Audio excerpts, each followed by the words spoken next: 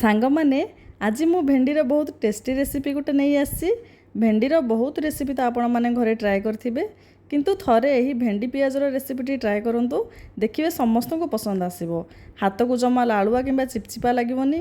ତ ଆସନ୍ତୁ ଷ୍ଟାର୍ଟ କରିବା। ଫାଷ୍ଟ ମୁଁ ଏଠି ଫ୍ରେଶ୍ ଭେଣ୍ଡି ହାଫ୍ କିଲୋ ନେଇଛି, ତାକୁ ଭଲସେ ୱାଶ୍ କରିବା ଏବଂ ବଡ଼ ବଡ଼ ସାଇଜ୍ର କଟ୍ କରିବା। ତାପରେ ଗୋଟେ ମସଲା ପ୍ରିପେୟାର କରିବା। ସେଥିପାଇଁ ଗୋଟେ ଗ୍ରାଇଣ୍ଡିଙ୍ଗ ଜାରରେ 2ଟି ବଡ଼ ସାଇଜ୍ର ପିଆଜ, ଗୋଟେ ଟମାଟୋ, ଅଳ୍ପ କିଛି ଅଦା ଏବଂ ରସୁଣ ଏବଂ ଅଳ୍ପ ଧନିଆ ପତ୍ରକୁ ନେଇ ଅଳ୍ପ ଟିକେ ପାଣି ଦେଇ ପେଷ୍ଟ ବନେଇଦେବା। ତାପରେ 3ଟି ପିଆଜକୁ ବଡ଼ ବଡ଼ ପିସ୍ରେ କାଟିବା।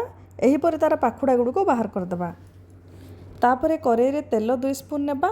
ତେଲ ଗରମ ହେଲେ ସେଥିରେ କଟା ଭେଣ୍ଡି, ପିଆଜ, 2ରୁ 3ଟି କଞ୍ଚା ଲଙ୍କା ଏବଂ ସ୍ୱାଦ ଅନୁସାରେ ଲୁଣ ଦେବା। ଟିକେ ହାଲକା ଭାଜିବା, ବେଶୀ ଲାଲ କରିବାନି, ଜଷ୍ଟ ଟିକେ ପିଆଜ ଏବଂ ଭେଣ୍ଡି ସଫ୍ଟ କରିବା।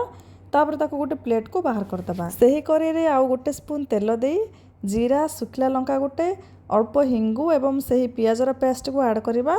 ତାପରେ କିଛି ଚିଲି ପାଉଡ଼ର, ହଳଦୀ ପାଉଡ଼ର, ଅଳ୍ପ ଲୁଣ ଦେବା। ପ୍ରଥମରୁ ଆମେ ଭେଣ୍ଡିରୁ ଲୁଣ ଦେଇଛେ, ତେଣୁ ବର୍ତ୍ତମାନ ଅଳ୍ପ ଟିକେ ଦେଖିକି ଲୁଣ ଆଡ଼୍ କରିବା। ତାପରେ ଅଳ୍ପ କିଛି ଧନିଆ ପାଉଡ଼ର ଦେଇ ମସଲାକୁ ଭଲସେ କିଛି ସମୟ କଷିବା।